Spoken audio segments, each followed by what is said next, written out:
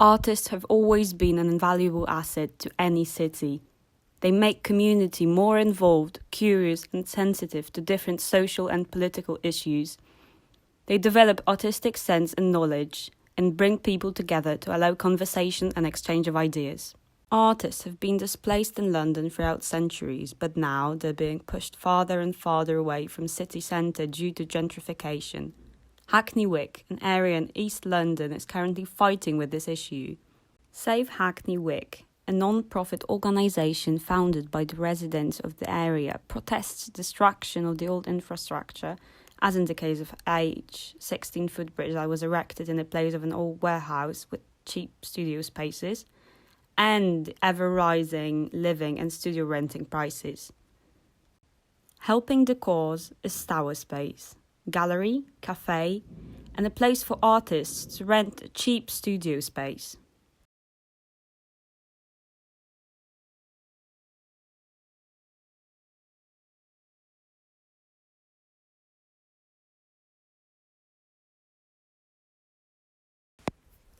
Stour Space is a dynamic community hub recently split into 3 sections: Stour Studios, Stour Galleries and Stour Cafe.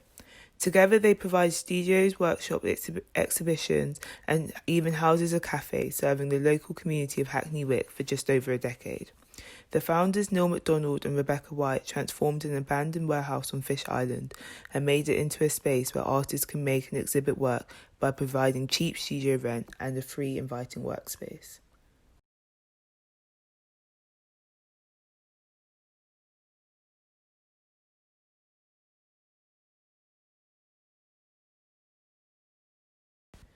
In January 2009, White and MacDonald were given the keys to No. 7 Roach Road and, along with their team of artists and designers, began to build Stour Space.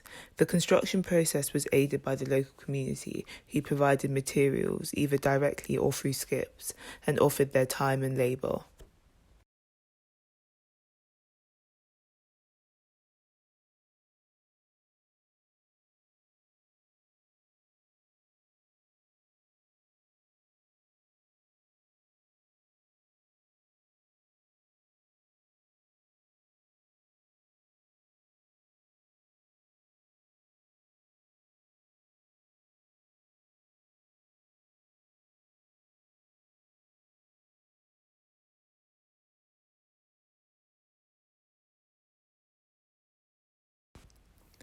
What may have attracted Stour Space to this part of London could be the cheap rent in the area.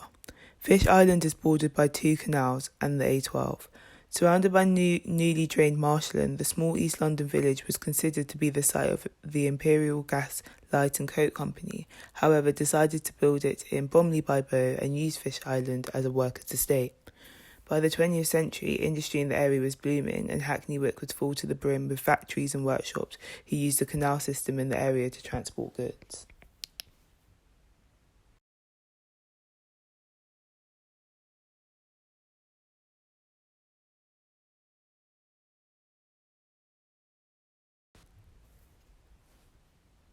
Social housing was on the rise in the 60s and led to the rise and fall of many estates in East London, such as the Trowbridge estate in Hackney Wick, which was demolished in 1985 due to issues like damp and mould, as the building design was that for hot countries like Greece and unsuitable for the cold English climate.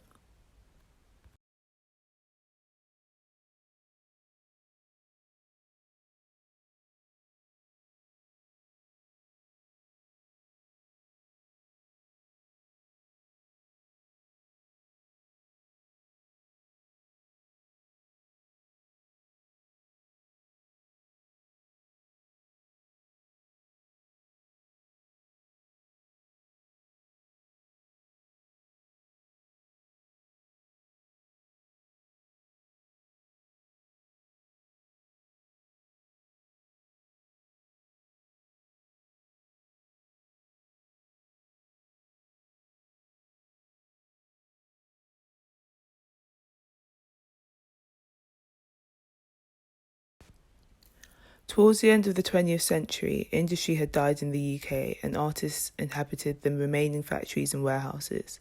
Due to the amount of industry in the area, Fish Island had an abundance of cheap workspaces and in the 90s had the highest density of artist studios in Europe. These artists activated the area and put East London on the map. Local artists are important, influential members of communities as they bring people together and stimulate intrigue and conversations about a variety of issues and topics raised within their work and practice.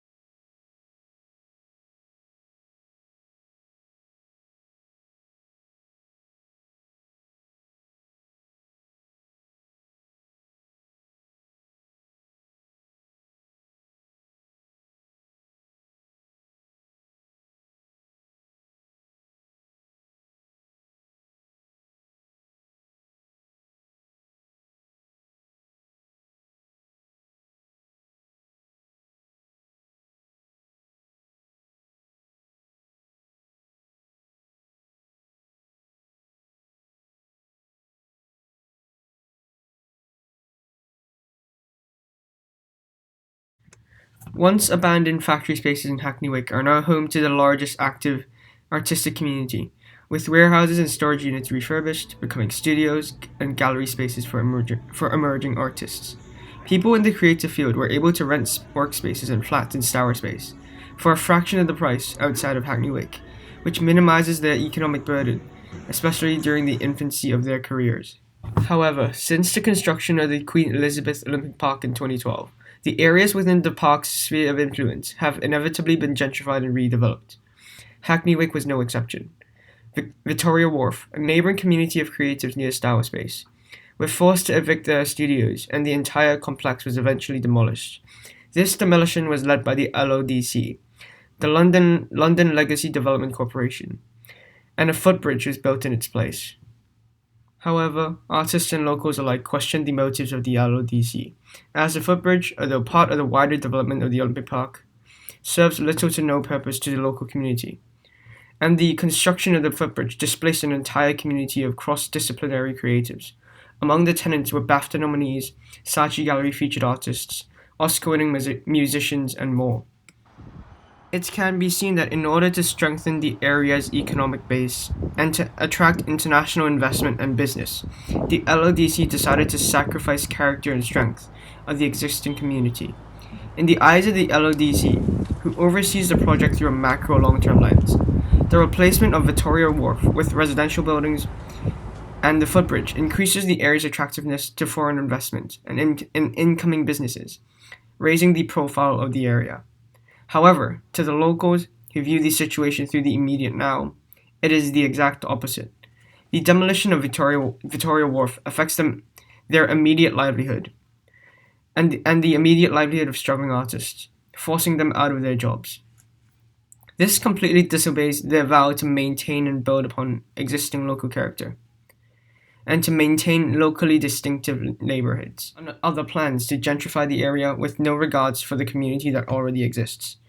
From the perspective of an outsider, the LODC seems to emerge just as a community becomes trendy, and takes advantage of the increase in local activity and business, raising rent and cashing in on redevelopment opportunities without consideration of the local community.